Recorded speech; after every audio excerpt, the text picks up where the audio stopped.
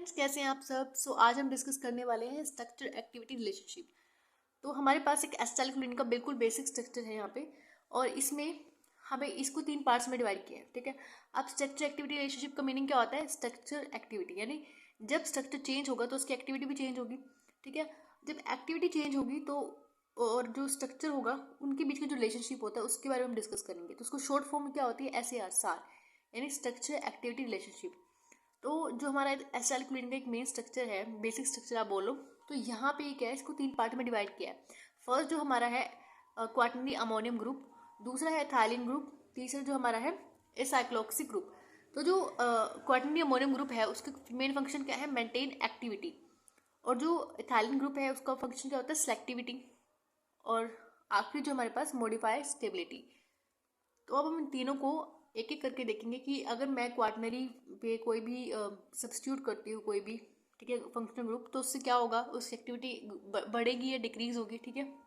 तो देखो हमारे पास फर्स्ट जो हमने मॉडिफिकेशन की है क्वाटरनरी अमोनियम ग्रुप में, तो इसमें जब क्या करते हैं, जब हम नाइट्रोजन के ऊपर मिथाइल की जगह पे आर्सेनिक या फॉस्फोरस या सल्फेट ग्रुप लगाते हैं, तो उससे क्या होता है? इसकी एक्टिविटी लेस हो जाती है और इसको कोई भी क्लिनिकल या थेरेपेटिकल इफेक्ट नहीं आएगा। ठीक है।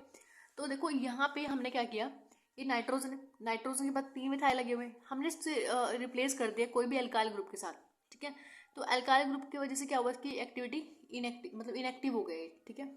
और दूसरा जो हमारा है एथिलीन, इथाइलिन ग्रुप जो हमारा था, यहाँ पे हमारे पास 2 कार्बन है, या तो आप इसको अल्फा बोल ले, नाइट्रोजन बोलो। ठीक है। यहाँ पे अल्फा ई और ये बीटा है। ठीक है। तो जो ये हमारे पास अल्फा और बीटा ग्रुप है, आपको एक चीज ध्यान रखनी है कि जो अल्फा ग्रुप है वो नाइट्रोजन के साइड लगा होगा, और इधर जो हमारे पास है अल्फा के बाद बीटा ग्रुप होता है। ठीक है। तो जो इथाइलिन ग्रुप होता है इसका मेन फंक्शन क्या होता है? यदि अगर इसकी जो लेंथ है छोटी या बड़ी होगी, यानी अगर मैं इसमें और कार्बन जोड़ दूं तो इसकी लेंथ छोटी या बड़ी हो जाएगी। ठीक है। तो इस वजह से क्या होगा, इस ब्रिज की वजह से क्या होगा, इसकी जो एक्टिविटी है वो डिक्रीज हो जाएगी और एम के ऊपर होगी, यानी जो हमारे पास एम रिसेप्टर है, मस्कुलिनिक रिसेप्टर है, उसमें एक्टिविटी इसकी डिक्रीज हो जाएगी। ठीक है। और दूसरा एक इसका फंक्शन ये क्या होता है कि ये मेंटेन करता है इन दोनों को। ठीक है। इन दोनों की डिस्टेंस को ये मेंटेन करता है। दूसरा फंक्शन ये है हमारे पास। और तो जो हमारा अल्फा और बीटा सब्स्टिट्यूशन जब हम करते हैं तो उससे क्या होगा? एम और एन की एक्टिविटी डिक्रीज हो जाती है। तो देखो यहाँ पे हमारे पास एग्जाम्पल है मीथाकोलिन का। तो यहाँ पे अगर आप देखो स्ट्रक्चर में, तो यहाँ पे अल्फा ये बीटा है हमारे पास। जब हमने बीटा के ऊपर मिथाइल ग्रुप लगाया तो इस वजह से क्या हुआ कि जो यहाँ पे एम की जो एक्टिविटी है, यानी मस्कुलिनिक जो रिसेप्टर है, उसकी एक्टिविटी क्या हो गई? ज़्यादा हो गई। लेकिन जो एन रिसेप्टर है उसकी एक्टिविटी कम हो गई, निकोटीन की जो एक्टिविटी थी उसकी कम हो गई। लेकिन अगर मैं इसी ग्रुप को, मिथाइल ग्रुप को अल्फा के ऊपर लगाऊं, यहाँ पे मैंने सपोज अल्फा के ऊपर लगा दिया इसको। ठीक है। तो अल्फा के ऊपर लगाने से क्या हुआ? इसमें अपोजिट हो गया, यानी जो एम है मस्कुलाइनिक जो रिसेप्टर था उसकी एक्टिविटी ज़्यादा हो गई, सॉरी कम हो गई, और इसकी एक्टिविटी ज़्यादा हो गई। ठीक है। यानी अपोजिट काम कर रहा है एक दूसरे के। नेक्स्ट हमारा जो है ईस्टर ग्रुप। ठीक है। ईस्टर ग्रुप में जब हम कोई भी मॉडिफिकेशन करते हैं, फॉर एग्जांपल देखो यहाँ पे when a methyl replaced by higher homologous, हमारे पास होमोलोगस कुछ भी हो सकता है इन दोनों में से। ठीक है। और इसकी वजह से क्या होगा? हमारे पास एसिटाइलकोलिन जो है इसकी एक्टिविटी कम हो जाती है। ठीक है। अगर हम इन दोनों में से किसी को भी इसकी जगह पर रिप्लेस कर दें तो इसकी एक्टिविटी क्या हो जाएगी? कम हो जाएगी। अगर हम ब्यूटानोल लगाएंगे तो इस वजह से क्या होगा? उसकी एक्टिविटी लेस हो जाएगी। तो नेक्स्ट हम देखते हैं, अगर हम किसी एरोमेटिक ग्रुप को लगाएं, एरोमेटिक ग्रुप क्या करेगा? ये कैसा कैसा बिहेव करेगा? कोलिनर्जिक एंटागोनिस्ट, यानी इसके अपोजिट काम करेगा। ठीक है। एंटागोनिस्ट की तरह काम करेगा, उसको ब्लॉक कर देगा जाके। अब जो हमारा थर्ड फंक्शन है, जब हमने अमोनिया ग्रुप को क्या किया, NH2 ग्रुप को, सॉरी ये एमाइन होगा, यहाँ पे 3 नहीं है, यहाँ पे 2 है। ठीक है। तो जो हमारे पास ये अमाइन ग्रुप है, जब हम इसको रिप्लेस करेंगे तो यहाँ पे, तो ये कार्बोनिक एसिड ईस्टर ग्रुप है। देखो यहाँ पे हमारे पास जो इसका नाम आया है इस वजह से आया। ठीक है। इस कार्बोनिक एसिड वजह से इसका नाम क्या पड़ा है? हमारे कार्बोकोल इसका नाम आया। ठीक है। अब देखो यहाँ पे जब हमने यहाँ पे इस ग्रुप की जगह पे पहले पहले हमारे पास यहाँ पे मिथाइल ग्रुप था। ठीक है।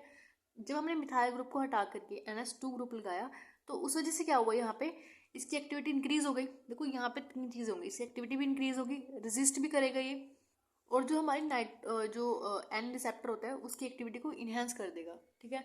और ये जो हमारे पास ग्लाइसीमिया में काम आता है। ठीक है। नेक्स्ट हमने मॉडिफिकेशन की थी इसमें, देखो यहाँ पे जब हमारे पास बीटा ग्रुप था, यहाँ पे हमने मिथाइल ग्रुप लगा दिया। ठीक है। जब मिथाइल ग्रुप हमने यहाँ पे लगाया तो यहाँ पे क्या हुआ? इसने एम की एक्टिविटी को इन्हेंस कर दिया। और यहाँ पे जो एग्जाम्पल है ये हमारे पास इथाइलिन ग्रुप का एग्जाम्पल है हमारे पास, ठीक है। तो ये इथाइलिन ग्रुप का हमने मॉडिफिकेशन किया है यहाँ पे, ठीक है। तो नेक्स्ट हमारे पास है पैरासिम्पथोमिमेटिक ड्रग्स। हमने इसमें इसका सार भी देख लिया, ठीक है। अब हम बात करेंगे डायरेक्ट और इनडायरेक्ट जो हमारी ड्रग्स होती हैं उनके बारे में डिस्कस करेंगे, ठीक है। तो जो हमारे पास डायरेक्ट ड्रग्स जो होती हैं उनका फंक्शन क्या होता है, तो ये हमारे पास ये सारी ड्रग्स सिलेबस में दी हुई हैं, ठीक है। हमें इसको एक एक करके डिटेल में डिस्कस करेंगे इनका, ठीक है। और जिनके ऊपर स्टार लगा है ना उनकी हमें सिंथेसिस पढ़नी है, ठीक है। हमारे पास यहाँ पे 2 ड्रग्स है जिसकी हमें सिंथेसिस पढ़नी है, ठीक है। और उसके बाद जो हमारी इनडायरेक्ट है हमारे पास, इनको 2 पार्ट्स में डिवाइड किया है, रिवर्सिबल और इरिवर्सिबल, ठीक है। ये क्या होते हैं, सारे कोलिनर्जियस कोलिन स्टेज इनिबिटर होते हैं सारे, ठीक है। तो ये इनिबिटरी का फंक्शन होता है इनका सबका। और रिवर्सिबल और इरिवर्सिबल में क्या डिफरेंस होता है, यानी अगर कोई ड्रग एक बार लग गई, ठीक है। रिवर्सिबल में पहले मैं आपको बात बताती हूँ, जो अगर एक बार हमारी कोई ड्रग लग गई जाके तो वो दोबारा हम उसको हटा सकते हैं, ठीक है। वो दोबारा अपना एक्शन शो करके वहाँ से हट जाएगी। लेकिन इरिवर्सिबल में क्या केस में क्या होता है, अगर वो उसने एक बार बॉन्ड बना लिया तो वो नहीं हटेगी, क्योंकि ये कौन सा बॉन्ड बनाती है, कोवलेंट बॉन्ड। और कोवलेंट बॉन्ड जो हमारे पास होता है वो बहुत ज़्यादा स्ट्रॉन्ग होता है। तो इस वजह से क्या होता है, ये इरिवर्सिबल ड्रग्स होती है हमारे पास। और नेक्स्ट जो हमारे पास है कोलिन स्टेज रिएक्टिवेटर। तो हम इसमें हमारे पास एक ही ड्रग है, ठीक है। हमें इसके बारे में पढ़ना है। और और जो हमारे पास पैरासिम्पथोमिमेटिक जो ड्रग्स हैं इनको हम कोलिनोमिमेटिक ड्रग्स भी बोलते हैं, और कोलिनर्जिक रिसेप्टर स्टिमुलेटिंग एजेंट्स भी हम इनको बोल सकते हो, ठीक है। क्योंकि ये करती क्या, हमारे पास जो हमारे पास पैरासिम्पथेटिक नर्वस सिस्टम है उसको स्टिमुलेट करती है, ठीक है। तो तभी हम इनको बोलते हैं पैरासिम्पथोमिमेटिक एजेंट्स। और देखो जो ये ड्रग्स हमारे पास होती हैं ये पैरासिम्पथेटिक जो न्यूरोट्रांसमीटर्स होते हैं उनकी मिमिक्री करती है, ठीक है। और जब ये जो देखो यहाँ पे लिखा हुआ है, these drugs work by the mimicking and modification the effect of the acetylcholine, यानी उनकी मिमिक्री करके या मॉडिफाई करके हम उसको बनाते हैं, ठीक है। और ये क्या होते हैं, प्राइमरी न्यूरोट्रांसमीटर होते हैं पैरासिम्पथेटिक नर्वस सिस्टम के। और आप इसको दूसरी डेफिनेशन के थ्रू भी बोल सकते हैं कि ये जो ड्रग्स होती है ये मस्कुलिनिक रिसेप्टर को यानी एक्टिवेट करती हैं, ठीक है। तो इस वजह से हम इसको पैरासिम्पथोमिमेटिक ड्रग्स भी बोल देते हैं, ठीक है। आप इसमें अपने अकॉर्डिंग कोई भी डेफिनेशन लिख सकते हैं। और इनका थेरेपेटिकल यूज़ क्या होता है, ये इंक्रीज करती है इंटेस्टाइनल एंड ब्लैडर मोटिलिटी। और दूसरा इनका क्या होता है, place topically in the eyes, हम इनको एज अ आइज में भी यूज़ कर सकते हैं, ठीक है। और ग्लाइसीमिया में इसको यूज़ कर सकते हैं, लैक्रीमेशन, स्वीटनिंग और इमेसिस। और इमेसिस क्या होता है कि जो जैसे आप बोलते हो वॉमिटिंग, ठीक है। और यूरिनेशन और जो ब्रेडिकार्डिया होता है, ठीक है। हम इनमें इसका इस्तेमाल कर सकते हैं, यानी आप बोल सकते हैं इनका थेरेपेटिकल यूज़ होता है ये। नेक्स्ट जो हमारे कोलिनर्जिक ड्रग्स हैं उनको डायरेक्टली एक्टिंग ड्रग्स और इनडायरेक्ट एक्टिंग ड्रग्स में वो किया गया है, क्लासीफाई किया गया है, ठीक है। तो उनको 2 पार्ट्स में डिवाइड किया है, ईस्टर्स और एल्कोइड्स। तो एल्कोइड्स जो होते हैं ये नेचुरली सिंथेसाइज होते हैं, ठीक है। और ये जो होते हैं और सिंथेटिक, हम इसको बनाते हैं। और हमारे पास ये एग्जाम्पल्स हैं इनके, ठीक है। और हमें एक एक ड्रग को अच्छे से डिस्कस करना है फर्दर। और उसके बाद जो हमारा है इंटरेक्ट में, इनको एंटी कोलिन स्टेज भी बोलते हैं। इनको भी 2 पार्ट्स में डिवाइड किया, रिवर्सिबल और रिवर्सिबल, ठीक है। और ये हमारे पास इनके एग्जाम्पल्स हैं जो कि हमें आगे फर्दर डिस्कस करने हैं। तो देखो जो हमारे पास सबसे पहली ड्रग है एसिटाइलकोलिन, ठीक है। तो पहले हम डायरेक्ट एक्टिंग एजेंट्स के बारे में बात करेंगे। इनको मस्कुलिनिक एजेंट्स भी बोलते हैं, मस्कुलिनिक एगोनिस्ट, ठीक है, बोल सकते हैं आप इनको। और जो एसिटाइलकोलिन है ये जो एक तरह से मेन ड्रग है हमारे, या न्यूरोट्रांसमीटर बोलो। तो जितने भी हमारे पैरासिम्पथेटिक नर्वस सिस्टम होता है उसमें क्या होता है, जो हमारे पास न्यूरोट्रांसमीटर होता है वो एसिटाइलकोलिन होता है। और ये बाइंड कहाँ करता है, एम और एन रिसेप्टर पे, मस्कुराइन और निकोटिनिक रिसेप्टर जो हमारे रिसेप्टर्स होते हैं उनके ऊपर ये बाइंड करता है। And it is a physiological chemical neurotransmitter for the cholinergic nervous system and it is a stable in a solid crystalline from but undergoes rapid hydrolyse in aqueous solution. यानी जो अगर आप इसको एक्वस सोल्यूशन में रख दोगे तो क्या होगा, ये हाइड्रोलाइसिस हो जाएगा इसका, ठीक है। तो यानी कोई यूज़ नहीं रहेगा इसका, ठीक है। तो इस वजह से क्या होगा, अगर हम इसको एसिड या बेस में भी रख देंगे तो इस वजह से क्या होगा, इंक्रीज, यानी जो इसकी हाइड्रोलाइसिस है वो इंक्रीज हो जाएगी, ठीक है। तो हाइड्रोलाइसिस क्या होगी, इंक्रीज हो जाएगी। और for this reason acetylcholine can't be administered only due to the rapid hydrolysis in the GIT. यानी आप इसको बोलो कि जो फर्स्ट पास मेटाबॉलिज्म होता है उससे भी बचाने के लिए हम इसको ओरली फॉर्म में नहीं देते हैं, ठीक है। तो एसिटाइलकोलिन का एडमिनिस्ट्रेशन हम उसको ओरली नहीं दे सकते। और दूसरा केस को हम पेरेंटली अगर देंगे तो इस वजह से क्या होगा, हमारे सीरम में क्या होता है, स्यूडोकोलिनेस्टेज होती है, यानी कि एंजाइम होते हैं, एसिटाइलकोलिन को क्या कर देते हैं, हाइड्रोलाइज्ड कर देते हैं, ठीक है। तो हमारे पास ये एसिटाइलकोलिन का एक स्ट्रक्चर है, ठीक है। तो हमारी फर्स्ट ड्रग हो गई है। नेक्स्ट जो हमारे पास है मिथाकोलिन, ये इसका एक स्ट्रक्चर है, ठीक है। यहाँ पे इसमें डिफरेंस कितना है, बस जो यहाँ पे बीटा कार्बन है, जैसे यहाँ पे अल्फा, ये बीटा है, बीटा कार्बन में मिथाइल ग्रुप लगा हुआ है, बाकी सारा स्ट्रक्चर सेम है इसमें। और जो इसकी मेथड ऑफ एक्शन है, it is a selective मस्कुलिनिक agents, यानी जो मस्कुलिनिक रिसेप्टर है उसके ऊपर ही सिलेक्टिव है, यानी अगर ये नॉन सेलेक्टिव होती तो ये मल्टीपल रिसेप्टर्स पे जाके अपना एक्शन शो करती, लेकिन यहाँ पे ये सिलेक्टिव है, यानी सिर्फ मस्कुलिनिक एजेंट्स के रिसेप्टर पे ही काम करेगी जाके। एंड वेरी लिटल एक्टिविटी, इसकी बहुत ही कम एक्टिविटी होती है एन रिसेप्टर पे, ठीक है।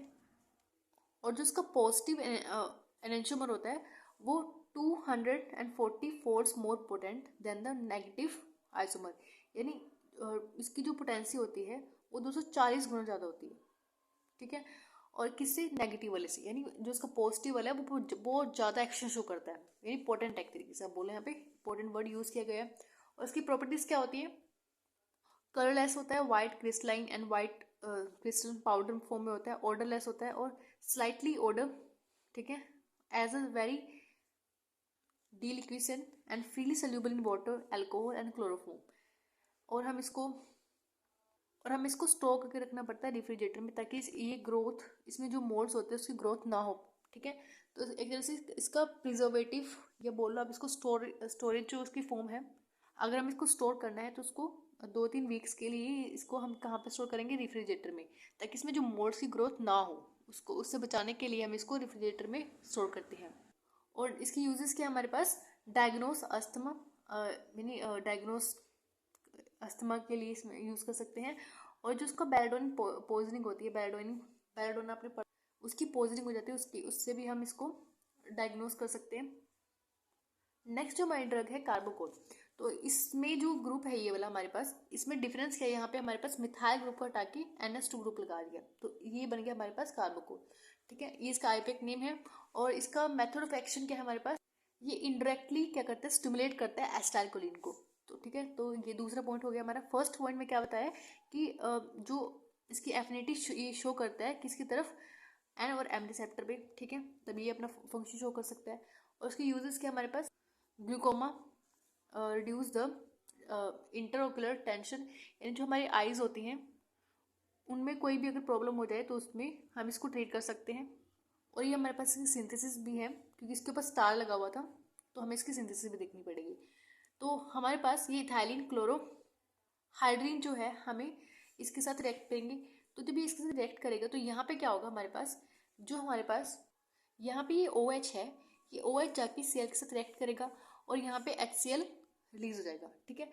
जब यहाँ पे HCl रिलीज होगा तो हमारे पास यहाँ पे क्या बनेगा, क्लोरोइथाइल क्लोरोफोमेट। तो जो ये क्लोरोइथाइल फोनेट बना है तो आगे जाके क्या होगा, यहाँ पे NH3, जब हम इसमें अमोनिया डालेंगे, अमोनिया ईथल, ठीक है, तो इस वजह से क्या होगा, यहाँ पे ये जाके इसके साथ यहाँ पे दोबारा फिर HCl सेक्रेट होगा, बाहर निकल जाएगा और यहाँ पे ग्रुप जाके NH2 अटैच हो जाएगा, ठीक है। अब देखो यहाँ पे सेम वही फॉर्मूला बन गया। देखो यहाँ पे जब हमने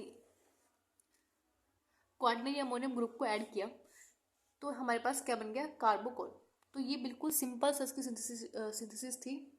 हमें हर जगह पे इसमें एक चीज़ याद रखनी है, HCl को निकालना है, ठीक है। नेक्स्ट जो हमारी ड्रग है बेंथेनिकोल, इसमें क्या डिफरेंस है, यहाँ पे मिथाइल ग्रुप लगे हैं, देखो इसको बोलते हैं बीटा पे, हमारे पास क्या लगे, मिथाइल ग्रुप, ठीक है। तो इसकी क्या होगी, ये इसका आईपीएक नेम है। मेथड ऑफ एक्शन क्या है इसका, जो हमारी M3 रिसेप्टर्स होते हैं उनके ऊपर इसका ज़्यादा एक्शन होता है, ठीक है। और ना के बराबर होता है N2 पे, सॉरी N रिसेप्टर्स पे ना के बराबर होता है इसका एक्शन, ठीक है। तो आपको ये याद रखना है यहाँ पे, ये नॉन स्पेसिफिक होती हैं, ठीक है। और दूसरा हमारे पास इसकी यूजेस क्या है, हमारे पास ये यूरिनरी रिटेंशन में, जो एब्डोमेन में क्या होता है जब एब्डोमेन की सर्जरी वगैरह होती है, ठीक है, तो ये यूरिनरी रिटेंशन में हेल्प करता है। और जिसका इंजेक्शन होता है हम इसको ओरली भी ले सकते हैं, और सबक्यूटेनियस इंजेक्शन होता है इसका, ठीक है। और उसका साइड इफेक्ट क्या होता है हमारे पास, कई बार क्या होती है हमें ओवर, इस वजह से अगर हम इसके इंजेक्शन फॉर्म में दे दें अगर इसको, तो कई बार क्या होता है जो कोलिनर्जिक ओवर स्टिमुलेशन होती है वो हो जाती है, ठीक है। और लॉस हो जाता है सेलेक्टिव एक्टिव जो इफेक्ट होता है वो लॉस हो जाता है हमारे पास। तो इस वजह से क्या होता है हम इसको इंट्रामस्कुलर और इंट्रावेंट्रिकुलर नहीं देते हैं, ठीक है, हम इसको सबक्यूटेनियस देते हैं, ठीक है। तो यही रीज़न है, क्योंकि यहाँ पे अगर इसकी ओवर स्टिमुलेशन हो गई तो हमारे पास लॉस हो जाएगा, इसका सिलेक्टिव एक्टिव जो इफेक्ट होता है वो लॉस हो जाएगा, ठीक है। तो इस केसेस में हम इसको इंट्रामस्कुलर इंट्रावेनसली हम इसको नहीं देते। तो हमने आज देखा एसिटाइलकोलिन, कार्बोकोल और बेथाकोलिन, और सॉरी यहाँ पे मिथिन कॉल है, मिथाकोल है हमारे पास, और ये बेथन कॉल है, ठीक है। तो हमने इन 4 ड्रग्स को देखा। उसके बाद हमारे इसमें एक लास्ट ड्रग बच चुकी है, इसको हम अपने कल वाले वीडियो जो होगी हमारे पास उसमें हम डिस्कस करेंगे, ठीक है। और जो इसके नोट्स रहेंगे हम इसके डिस्क्रिप्शन में डाल देंगे, और वहीं से आप लिंक को क्लिक करके आप वो नोट्स अपने पास डाउनलोड कर सकते हैं। तो ये थी आज की video, and thank you for watching this video.